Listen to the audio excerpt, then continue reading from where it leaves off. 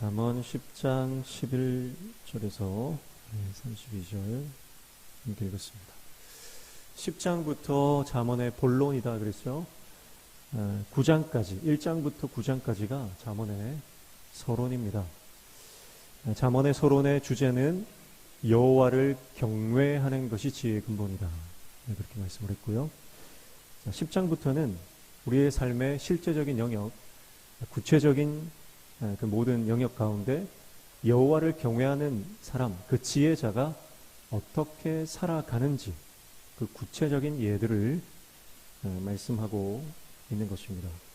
그래서 수요일에 10장 1절부터 10절까지 살펴봤고요. 오늘은 11절부터 살펴보겠습니다. 11절 보시면 의인의 입은 생명의 샘이라도 악인의 입은 독을 머금었느니라, 그렇게 말하죠. 의인의 하는 말은 생명을 유지시키고 또 생명을 회복시킵니다.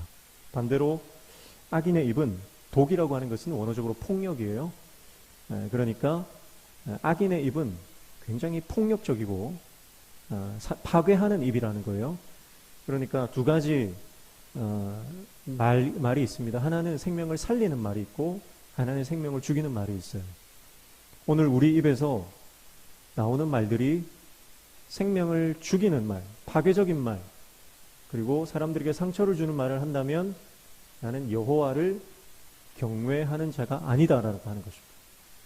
그러나 하나님을 경외하는 자, 참된 지혜의 소유자는 그 입의 말들을 통해서 사람을 세우고 살리고 격려하는 그런 생명의 말을 하게 된다라고 하는 것이죠. 사랑하는 성도 여러분, 오늘 우리 입에서 나오는 말들이 사람을 살리는 말이 되기를 축복합니다. 욕설이나 부정적인 언어나 다른 사람들을 향한 판단이나 비난 등을 그치고 생명을 살리는 귀한 인생이 되기를 축복합니다.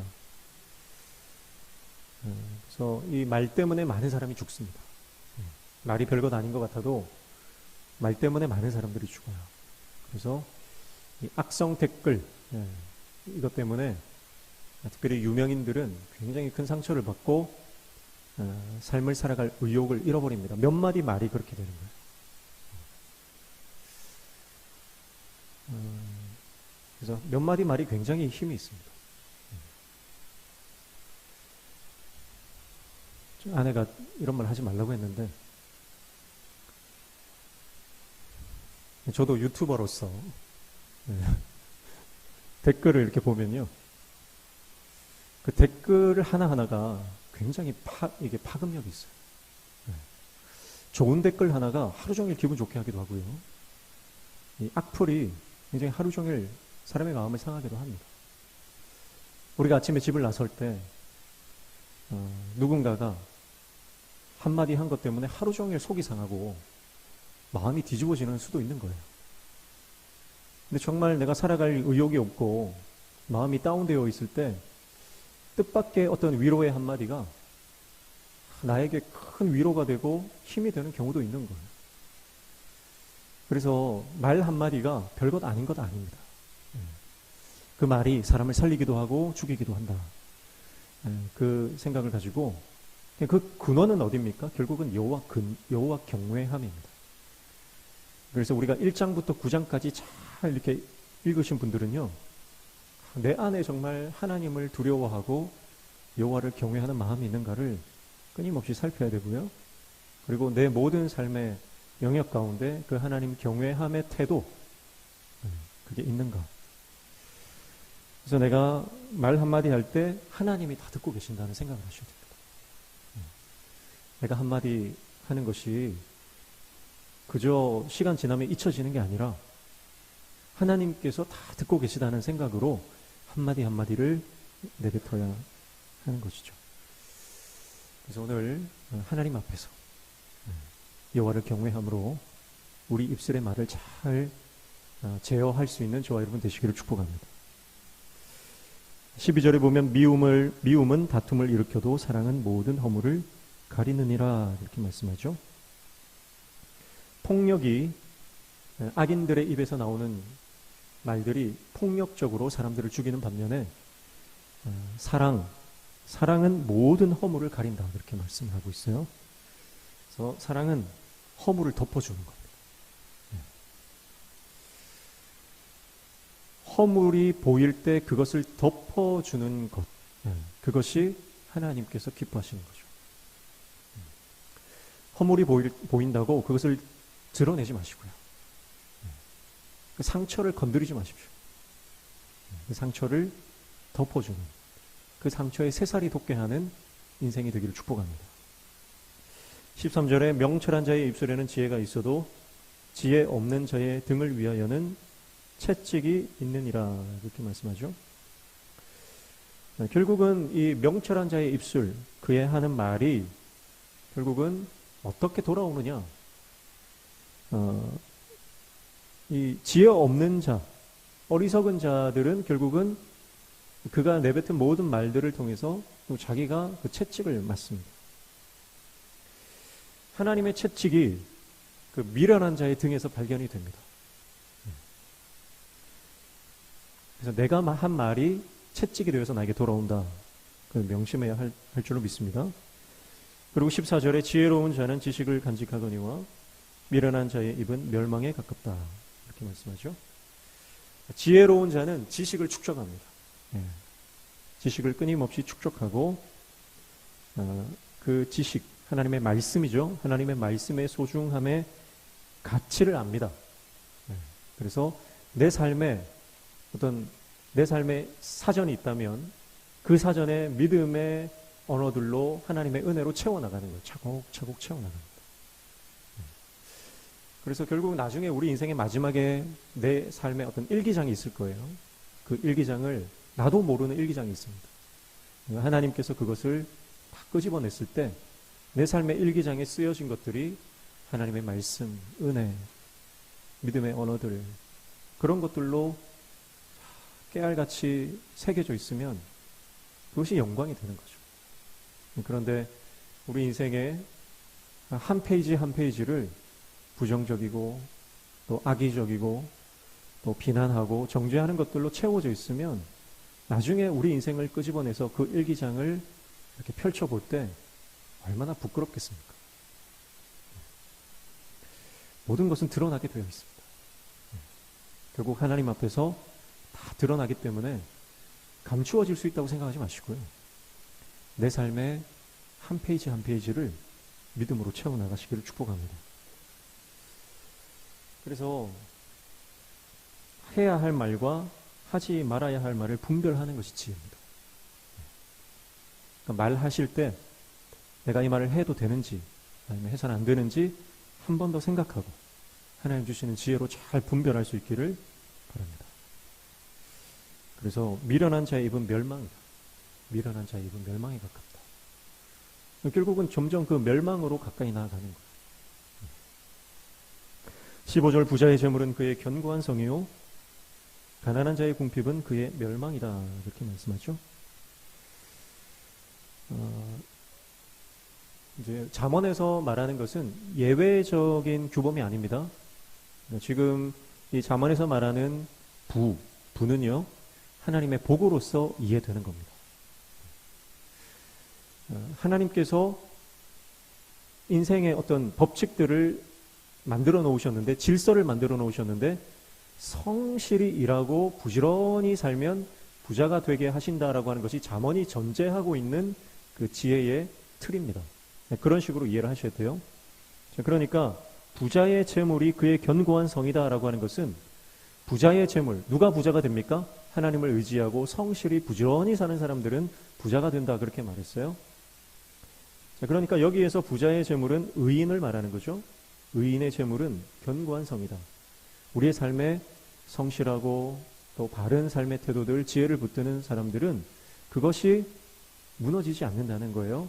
하나님께서 인정하시는 부가 있다는 겁니다. 그런가 하면은 가난한 자의 궁핍은 그의 멸망이다 그렇게 말하죠. 여기서 가난하다라고 하는 것은 뭐 타고난 어떤 그 신분을 말하는 게 아니고 부지런하지 못하고 게으르고 굉장히 나태한 사람들을 말하는 겁니다. 그것으로 말미암은 궁핍, 그것으로 말미암은 어떤 가난함은 결국은 그를 멸망으로 끌고 간다라고 하는 거죠. 16절에 보면 의인의 수고는 생명에 이르고 악인의 소득은 죄에 이른다 그렇게 말씀합니다. 자, 그러니까 성실하게 사는 사람들이 쌓아놓은 그 재물은요, 그 소득은 생명에 이르게 합니다. 하나님이 인정하시는 부라는 거예요. 그러나 악인의 소득은 죄에 이른다. 무슨 말이죠? 하나님께서 인정하지 않는 부도 있다는 겁니다. 오늘 우리가 쌓아 올린 모든 삶의 소득, 재산, 우리가 가지고 있는 모든 그 소유들이 하나님께서 인정하시는 부도 있고요, 하나님께서 인정하지 않는 부도 있다라고 하는 것을 기억하고, 내가 지금 쌓아 올리는 것들이 정말 하나님 안에서, 믿음 안에서 쌓아 올리고 있는 것인지를 우리가 잘 점검해야 할 줄로 믿습니다. 그러니까 여러분, 우리가 하나님 없이, 지혜 없이 돈을 많이 벌면 돈 많이 버는 만큼 죄를 짓게 되어 있습니다. 우리가 하나님 없이 건강하면요, 건강한 만큼 죄 짓게 되어 있습니다. 그래서 오늘 어쩌면 우리가 이만큼 살아가는 것 은혜다라는 거죠. 만약에 내가 수용할 수 없는, 내가 감당할 수 없는 만큼의 어떤 재물이나 건강이나 여러 가지 사회적인 권세를 가지고 있다면 그것이 어쩌면 우리를 죄의 길로 빠지게 만들 수 있다는 거죠. 그래서 평범하게 사는 것이 어쩌면 복일 수 있습니다. 평범하게 사는 게 복이고, 그 사람이 완장을 채워주면 그 사람이 본색이 드러나거든요. 그래서 처음에는 그렇지 않다가도 높은 지위에 올라가거나 많은 부와 권세를 가지게 되면 그것으로 사람이 변질되고 사람이 굉장히 악해지는 것들을 보게 되죠. 오늘 저와 여러분이 하나님 붙들고 하나님께서 인정하시는 하나님의 종 되시기를 축복합니다. 그래서 우리가 잘 준비되면 부자가 되어도 넘어지지 않는 거예요. 부자가 돼도 넘어지지 않는 거룩한 부자 되시기를 축복합니다. 17절에 보면 훈계를 지키는 자는 생명길로 행하여도 징계를 버리는 자는 그릇 간다 이렇게 말씀하죠. 자, 훈계를 지킨다, 훈계를 간직하는 것이죠. 그래서 훈련, 교육, 교훈, 가르침 이러한 것들을 수용한다는 뜻이에요. 근데 그릇 간다라고 하는 것은 길을 잘못 드는 것을 말하죠. 그리고 여기에는 그릇 간다라고 하는 것이 나 혼자 길을 잘못 드는 것도 포함하지만 이거는 누군가가 길을 벗어나도록 하는 것도 포함하는 그런 단어입니다. 그러니까 우리가 하나님의 말씀을 멀리하고 하나님의 지혜를 소유하지 못한 사람들은요, 자기만 잘못된 길로 가는 게 아니라 많은 사람들도 같이 잘못된 길로 빠지게 하는 그런 잘못을 범하게 된다라고 하는 거죠.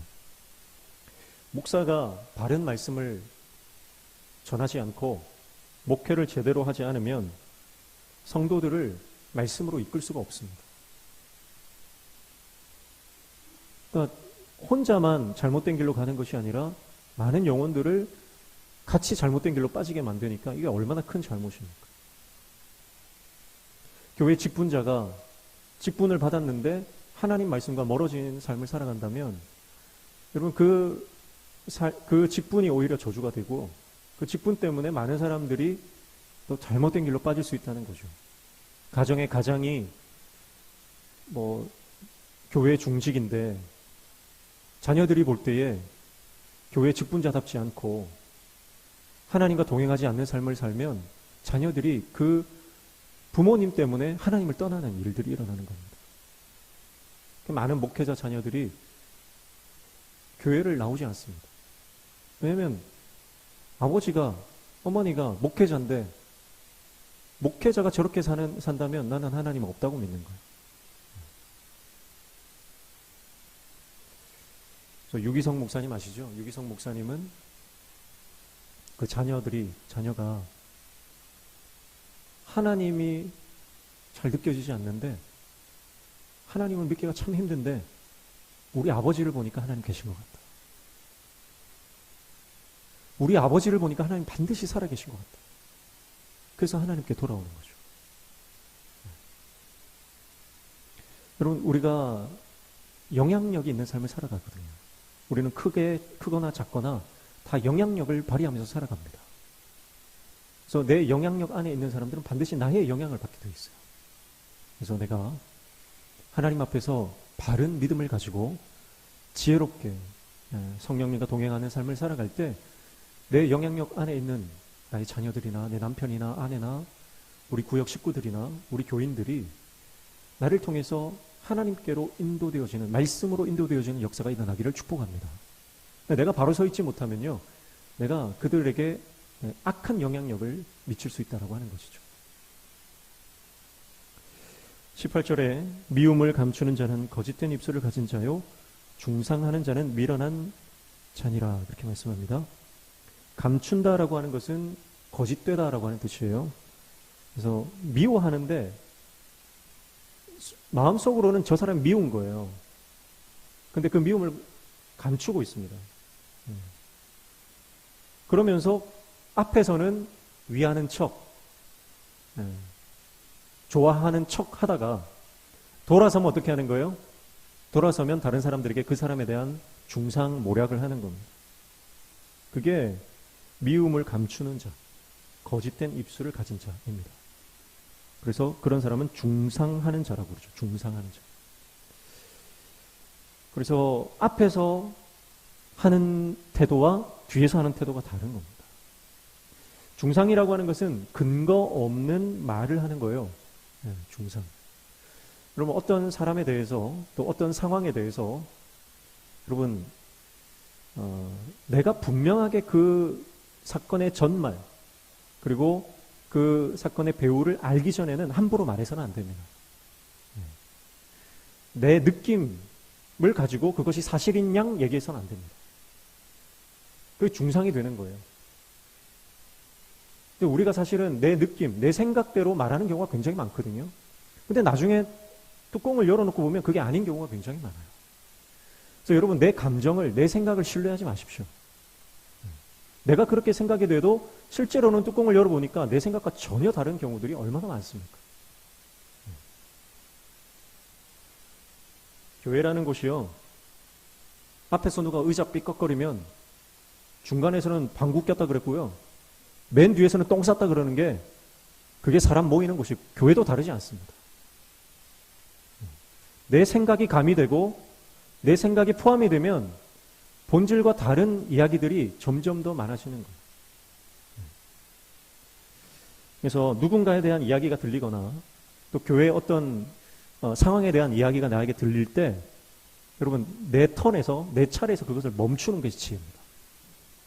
그것을 확산시키는 통로가 되지 않도록 여러분 스스로 입술을 지키시길 축복합니다. 확산은, 소문이 확산되고 이 풍문이 확산되는 통로가 되는 것은 별로 좋지 않습니다. 그래서 우리가 평가를 받을 때 결국은 저분은 참 신실한 분이야, 저분은 참 믿음이 좋은 분이야, 어떻게 평가받냐면 결국 말을 통해서 평가받습니다. 저분한테 내가 얘기하면 믿을 만하다. 그래서 내 속에 있는 이야기도 끄집어낼 수 있고요, 내 깊은 고민과 기도의 제목들도 그분한테는 내가 얘기할 수 있는 거예요. 그래서 신뢰받고 마음을 나눌 수 있는, 터놓고 나눌 수 있는 그런 귀한 사람이 되기를 축복합니다. 그런데 저분은, 이 얘기가 저분한테 들어가면 안 되는데, 그렇게 되면요 곤란한 거예요. 19절에 말이 많으면 허물을 면하기 어려우나 그 입술을 제어하는 자가 지혜 있느니라, 이렇게 말씀하죠. 말이 많으면 결국은 허물을 면하기 어렵다는 거예요. 그래서 입술을 제어하는 자가 지혜 있는 자다. 오늘 저와 여러분의 입술이 성령께서 입술을 붙들어 주시기를 축복합니다. 20절입니다. 의인의 혀는 수능과 같거니와 악인의 마음은 가치가 적으니라, 이렇게 말씀하죠. 수능 같다라고 하는 것은 불로 정련을 해서 이제 불순물이 섞이지 않은 그런 은이죠. 그러니까 같은 은이라도요, 가치가 다른 거예요. 그렇죠? 정련이 되고 단련이 되고 정제가 되어서 불순물이 섞이지 않은 순은은 그 가치가 굉장히 높습니다. 여러분, 우리 인생이 똑같은 모양인 것 같아도 가치는 다릅니다. 내가 많은 고난을 통해서 내 입술이 단련되고 내 입술이 정련되고 내 언어가 단련이 됐다 그러면 그 사람은 매력적인 사람, 더 가치 있는 사람, 더 하나님께서 쓰시는 사람이 될 줄로 믿습니다.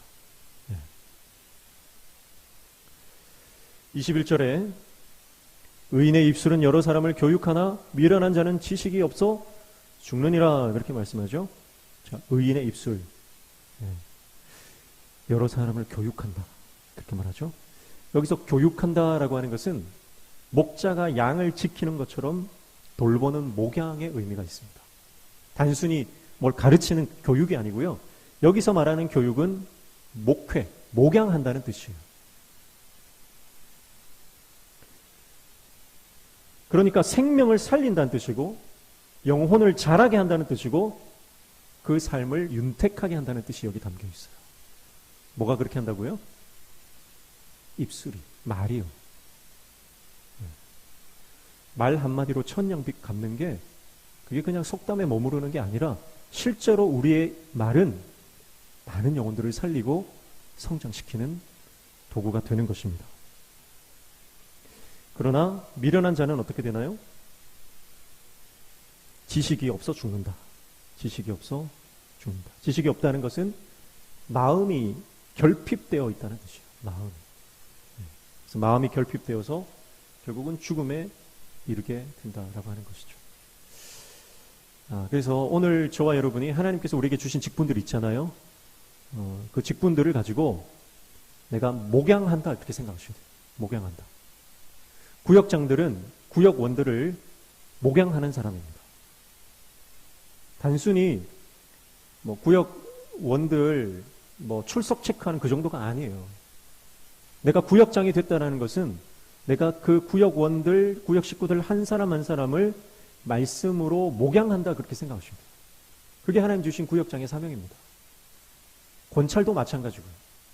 내가 생명 살리는 일을 하기 위해서는 제일 중요한 것이 내 입술이 하나님의 말씀으로 채워져야 되는 겁니다. 그래서 내가 하나님의 말씀으로 늘 그들에게 하나님의 말씀을 전달해 줄 때 영혼이 살아나게 되는 것이죠. 교회 학교 교사들도 마찬가지입니다. 교회 학교 교사들도 내가 맡은 아이들, 그 아이들을 내가 이 영혼을, 이 어린 생명을 목양한다는 생각으로 그 아이들을 말씀으로 양육해야 됩니다. 부모님들도 자녀들을 목양한다는 생각으로 키워주셔야 됩니다. 내 자녀들, 내 손주들 말씀으로 영혼을 먹이고 성장하게 한다, 그렇게 생각하셔야 돼요. 그저 내 집안에 태어났으니까 그냥 키우는 게 아니고 하나님께서 이 어린 영혼들을 목양하라고 우리에게 주신 거예요. 목양해서 잘 크고 나면 파송하는 겁니다. 자식이 내 자식이 아니에요. 하나님께서 나에게 잘 키우라고 맡겨주신 양입니다. 그래서 이 어린 영혼들을 잘 목양하고 말씀으로 먹이고 그리고 나중에 때가 되면 하나님께 다시 드리는, 파송하는 그 작업이다, 이렇게 생각하시면 돼요.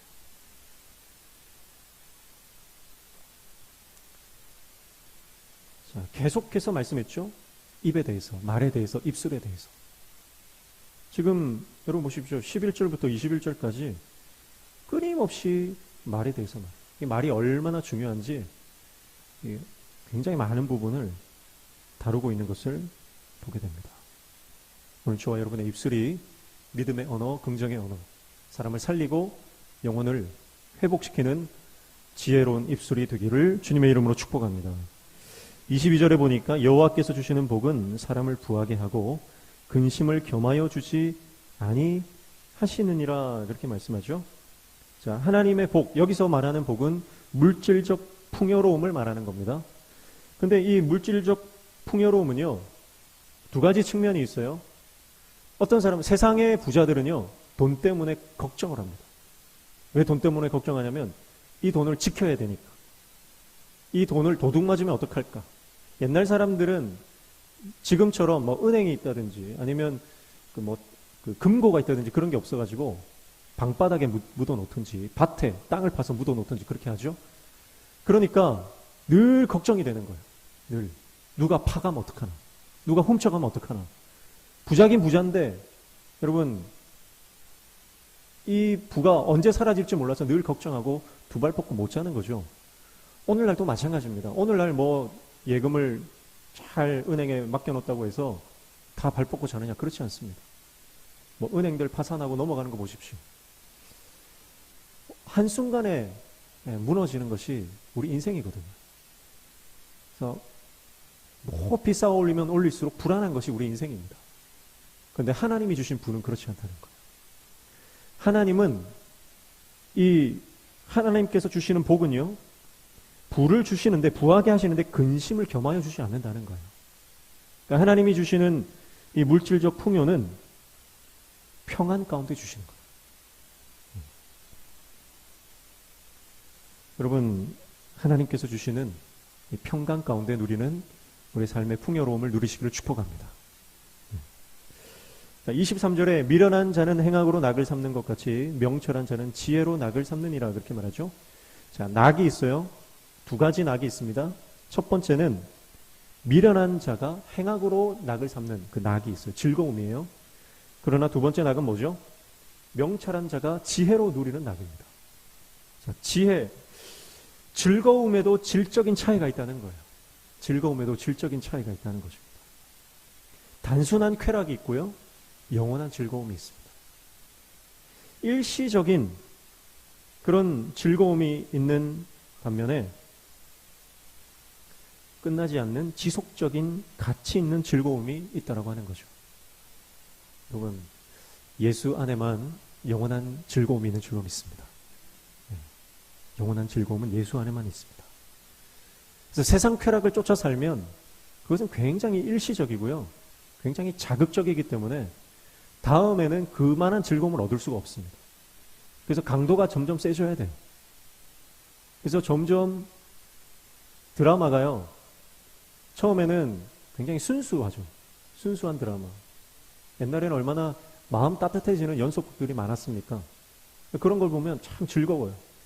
그런데 이제 보다 보니까 같은 내용, 같은 어떤 서사를 가지고 즐거움을 줄 수가 없는 거예요. 그러니까 점점 더 자극적으로, 점점 더 이 강도가 세지다 보니까 막장이 이제 나오는 거예요. 그리고 지금은 이제 너무 막장으로 가가지고 이건 뭐 현실적으로 가능한가, 그런 이야기들이 너무 많죠. 근데 그런 것들이 또 보는 사람들에게 악영향을 미쳐서 또 따라하게 되고, 그런 것들이 얼마나 많은지 모릅니다. 세상 즐거움이 이와 같습니다. 세상 즐거움은요, 영원한 기쁨을 줄 수 없습니다. 굉장히 일시적이고 쾌락적이고 자극적입니다. 그래서 그 즐거움을 다시 얻기 위해서는 그것보다 더 자극적이고 더 강렬한 어떤 그런 부분들이 필요한 거예요. 그러나 예수님 안에서 누리는 즐거움은요, 세상이 줄 수 없는 즐거움입니다. 예수 안에 있는 기쁨은 세상의 그 어떤 사람도 우리에게 가져다 줄 수 없는 하늘의 기쁨을 하나님께서 우리에게 주시는 줄로 믿습니다. 지속적이고 가치 있는 영원한 그 즐거움. 그 즐거움을 날마다 말씀 안에서 발견하고 누리는 저와 여러분 되시기를 축복합니다. 24절에 악인에게는 그의 두려워하는 것이 임하거니와 의인은 그 원하는 것이 이루어진다. 그렇게 말씀하죠. 악인들은요, 늘 두려워합니다. 세상적으로 힘이 있고 능력이 있어서 두려움 없이 살아가는 것 같지만, 악인들, 더 구체적으로 말하면, 본질적으로 말하면 하나님 없이 사는 사람들, 그 사람들은 마음에 늘 이 두려움이 내재되어 있는데, 가장 이 궁극적인 두려움은 뭐냐면 내가 죽고 나서 천국과 지옥이 있으면 어떡하지 하는 그 두려움이에요. 하나님 없다 생각하고 살았는데 마지막에 내가 죽었을 때 하나님 계시면 어떡하지?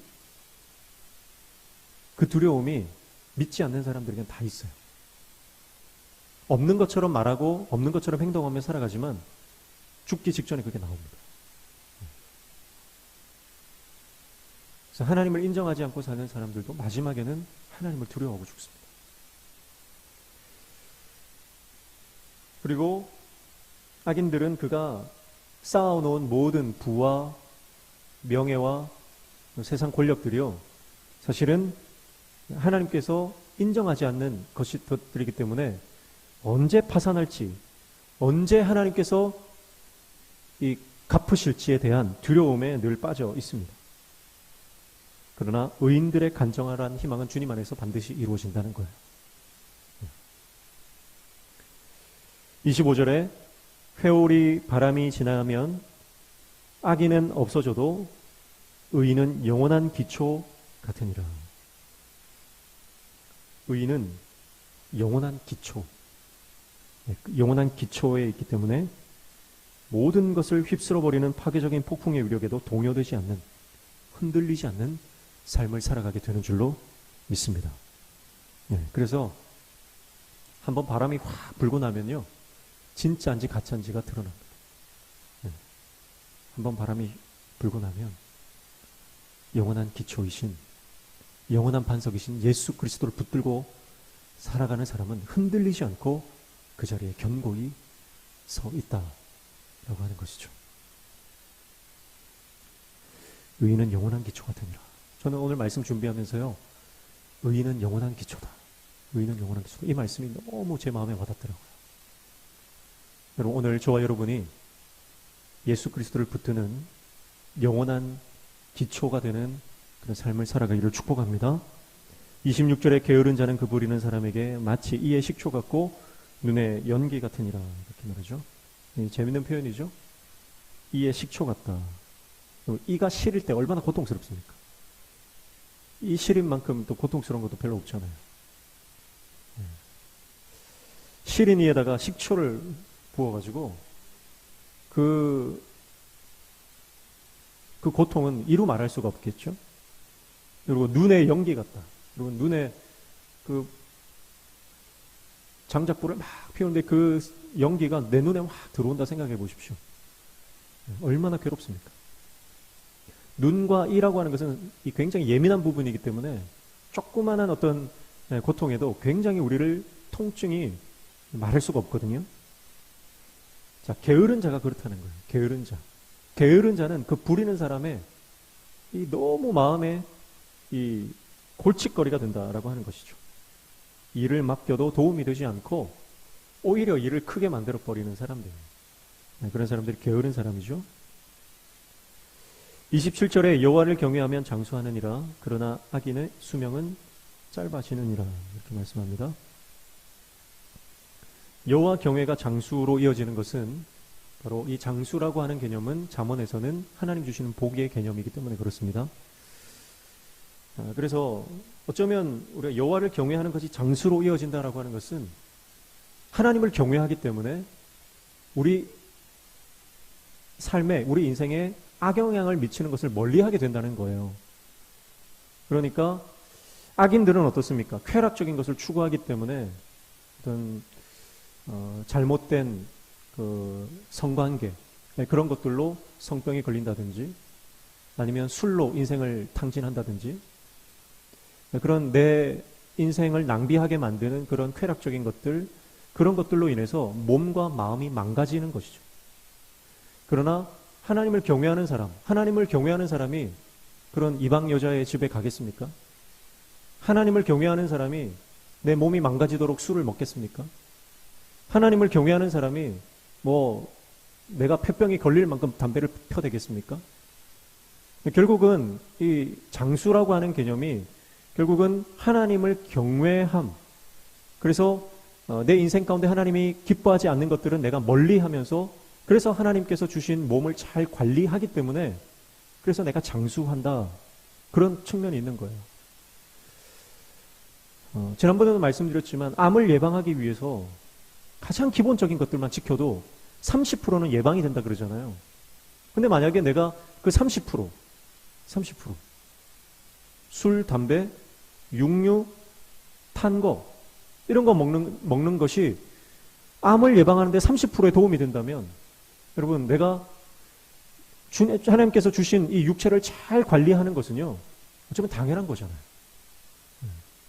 순간적인 쾌락이나 어떤 하나님이 주신 그 영원한 기쁨이 아니라 쾌락적이고 순간적인 기쁨을 위해서 그런 것들을 내가 계속 내 몸에 주입시키고 먹는다라고 하는 것은 하나님을 경외하지 않는 증거로 우리가 볼 수도 있다라고 하는 것입니다. 축복합니다. 하나님께서 우리에게 주신 육체를 잘 관리하시기를 축복합니다. 네.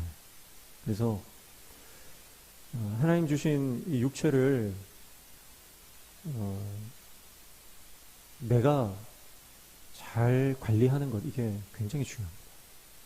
내가 관리 못해서 아픈 거는요, 이거는 내 책임이잖아요. 그렇죠? 내가 관리를 못해서 아픈 거는요, 내 책임이에요. 근데 내가 관리 못해서 아프면서 우리는 하나님 원망한다고요. 근데 가만히 돌아보면 결국 성인병도 그렇잖아요. 성인병도 밤마다 막 고칼로리 음식을 막 섭취하고 자야 될 시간에 안 자고 좀 쉬어야 되는데도 안 쉬고 끊임없이 일 중독이 돼서 계속 일만 하다가 몸이 망가지는 경우도 많거든요.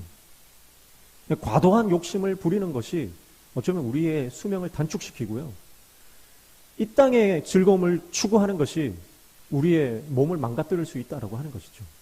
그래서 오늘 하나님께서 주신 우리의 인생을 규모 있게, 그리고 하나님께서 우리에게 허락하신 만큼 잘 아름답게 가꾸고 관리해서 하나님께서 주시는 이 장수의 복을 누리시기를 주님의 이름으로 축복합니다. 그렇지 않고 하나님께서 우리가 이제 육신의 가시를 하나님께서 주시는 경우도 있어요.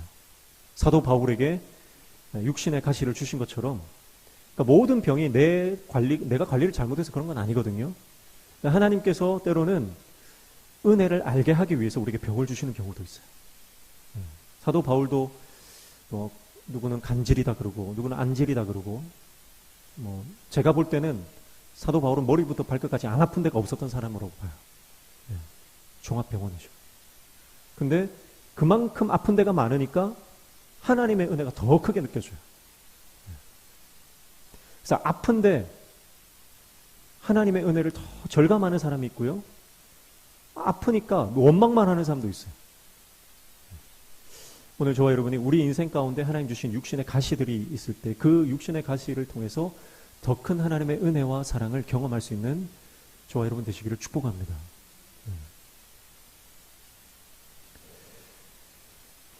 자, 악인의 수명은 짧아지느니라 그랬어요.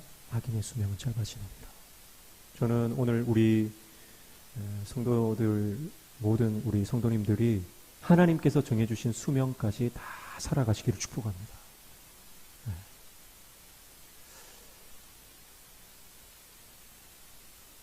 28절에 의인의 소망은 즐거움을 이루어도 악인의 소망은 끊어진다. 그렇게 말했죠.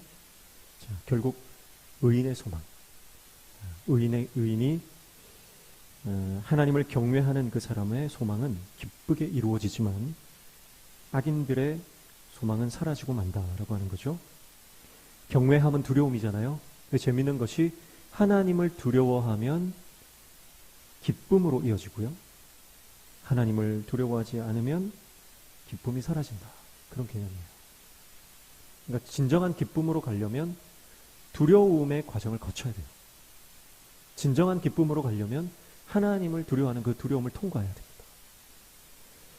그래서 하나님 때문에 절제하고, 하나님 때문에 인내하고, 하나님 때문에 경건하게 살아가면 그 결과는 당연히 하나님의 복으로 이어지게 되는 겁니다. 그래서 내 삶 가운데 내가 하나님 말씀 때문에 참고 버티고 인내하고, 하나님 말씀 때문에 내가 하나님 경외하기 때문에 참 절제했던 그런 기억들이 있어야 됩니다. 그래서 오늘 하루, 남은 하루도 내가 하나님 때문에 인내하고 절제하는 그런 삶의 실제적인 모습들이 필요하고요. 이제 이번 한 주 동안 살아가시면서요, 내가 하나님 때문에 하고 싶은 말 참고, 하나님 때문에 내가 하고 싶었던 것도 참고, 정말 내가 하나님 때문에 내가 누릴 수 있는 것도 잠깐 접고 하나님을 향해 달려나가는, 그게 승리예요. 그게 승리입니다. 예수님께서 십자가에서 고통스럽게 달려 돌아가실 때에 수많은 사람들이 예수님을 향해 침뱉고 모욕하고 내려와라, 네가 내려오면 인정해 줄게, 얼마나 멸시하고 모욕을 했습니까? 예수님 마음 가운데 하늘 군대를 내려가지고 그들을 일시에 그냥 다 심판해 버릴 수도 있는 거예요. 그러나 하나님 때문에, 그 사랑 때문에 십자가에서 참으시는 거예요. 십자가에서 인내하시는 거예요. 여러분, 내가 하고 싶은 거 다 하고 살면 그건 하나님 경외함이 아닙니다. 하나님을 경외하기 때문에 오늘도 인내하고 오늘도 절제할 수 있는 저와 여러분 되시기를 축복합니다. 29절 여호와의 도가 정직한 자에게는 산성이요 행악한 자에게는 멸망이니라, 그렇게 말씀하죠. 마찬가지로 요새와 파멸을 대조하면서 여호와의 도는 이제 여호와의 길이에요. 이 길이라고 하는 것은 잠언에서 끊임없이 삶의 방식, 삶의 태도, 삶의 양식, 이런 걸 말한다 그랬죠. 그래서 하나님을 경외하는 사람은 그 삶의 방식이 하나님께서 기뻐하시는 말씀에 근거한 삶이기 때문에 흔들리지 않은 견고한 요새와 같다, 그렇게 말씀하시는 것입니다. 30절 의인은 영영이 이동되지 아니하여도 악인은 땅에 거하지 못하게 되느니라. 자, 의인은 이동하지 않는다, 견고하다, 꼭 붙들려 있다, 흔들리지 않는다, 이렇게 말하죠. 그러나 악인들은 이 땅에서 거하지 못한다, 날아가 버리는 거예요. 31절 의인의 입은 지혜를 내어도 배역한 혀는 배임을 당할 것이니라. 다시 입으로 돌아옵니다. 다시 말로 돌아와요. 그래서 의인의 입, 여호와를 경외하는 사람의 입은 지혜를 말한다는 거예요. 그러나 패역한 혀, 하나님을 경외하지 않고 죄 가운데 악한 일 가운데 있는 사람들은 배임을 당한다. 결국 그 혀가 심판을 받게 된다, 그렇게 말씀하죠. 패역하다라고 하는 뜻은요, 여기에서 굉장히 고집스럽다는 뜻이 있다고 합니다. 고집스럽다. 여러분, 그 못된 고집을 우리가 꺾어야 됩니다. 하나님 안에서. 32절 마지막입니다. 의인의 입술은 기쁘게 할 것을 알거늘 악인의 입은 패역을 말하느니라. 마지막 또 말에 대해서 말하면서 마무리를 짓습니다. 의인의 입술은 선한 뜻, 선한 분별력이 있습니다. 선한 뜻을 알고 깨닫고 분별하는 지혜가 있습니다. 그러나 악인의 입은 패역을 말한다. 파괴적이고 고집스럽고 그런 말들을 한다는 거죠. 그래서 악인은 결국 이 고집스러움 그 자체입니다. 바로와 같은 존재죠. 그 고집을요 꺾을 사람이 없습니다. 하나님도 못 꺾으세요. 결국은 심판밖에 없습니다. 이 악인들은 자기 고집 때문에 선의를 수용하지 못하고요, 회개하지 못합니다. 그래서 마음밭이 옥토가 된 사람들은요, 그 말씀을 받아서 그 말씀을 내 삶에 적용하기 위해서 부단히 노력하고 몸부림치는 사람입니다. 그래서 여러분, 주일날 교회 와서 예배를 드리실 때 말씀을 듣고 그냥 은혜 받았다, 오늘 예배 드렸다 하고 가시면 안 돼요. 그 말씀을 내가 그 말씀대로 살아가기 위해서 한 주 동안 몸부림치셔야 됩니다. 오늘 특별히 오늘 잠언에서는요, 말에 대한 얘기를 많이 하잖아요. 그러면 이번 한 주 동안은 내가 정말 이 말에 대해서 절제하고 하나님이 기뻐하시는 말을 하기 위해서 끊임없이 내가 몸부림쳐야 됩니다. 근데 이 패역한 자들은요, 고집이 있어가지고요, 너는 말해라, 나는 안 듣겠다, 고집 불통으로 그 마음이 딱딱하게 굳어져서 회개의 자리로 나아가지 못하는 겁니다. 오늘 저와 여러분은 패역한 입술이 아니라 하나님의 지혜를 깨닫는 분별력 있는 입술이 되시기를 축복합니다. 이렇게 해서 32절까지 우리가 살펴봤는데, 오늘 계속 의인, 악인, 의인, 악인, 이 그 단어가 계속 나오는데요. 원어로 보면 이 의인은 거의 대부분 단수로 되어 있습니다. 단수로. 의인 한 사람이에요. 근데 악인은요, 대부분 복수로 되어 있습니다. 악인들이에요. 오늘 한글 성경에는 그냥 악인이라고 되어 있지만 원어적으로는 다 복수로 되어 있어요. 거의 대부분. 무슨 뜻이냐면 하나님께서 기뻐하시는 의인들은 소수라는 거예요. 그러나 악인들은 다수고요. 악인들이 하는 것이 대세고요. 악인들이 하는 것이 유행이고요. 악인들이 하는 것이 메인이라는 거예요. 의인은 적다는 거예요. 오늘 같은 말씀을 들어도요, 그 말씀에 순종하지 않는 사람이 더 많고 순종하는 사람은 몇 명 안 된다는 뜻이에요. 여러분, 오늘 저와 여러분이 순종하는 의인 되시기를 축복합니다. 말씀을 듣고 그냥 흘려버리는 자가 아니라 그 말씀에 순종하여 그 말씀이 나의 말씀으로, 레마의 말씀으로 받아들이는, 수용하는, 순종하는 하나님의 종 되시기를 축복합니다. 네. 그래서 의인은 소수입니다. 그 소수의 의인을 하나님은 지금 찾고 계시고 부르고 계십니다. 오늘 저와 여러분이 그 하나님의 부르심 앞에 주님, 제가 여기 있습니다. 말씀하여 주십시오.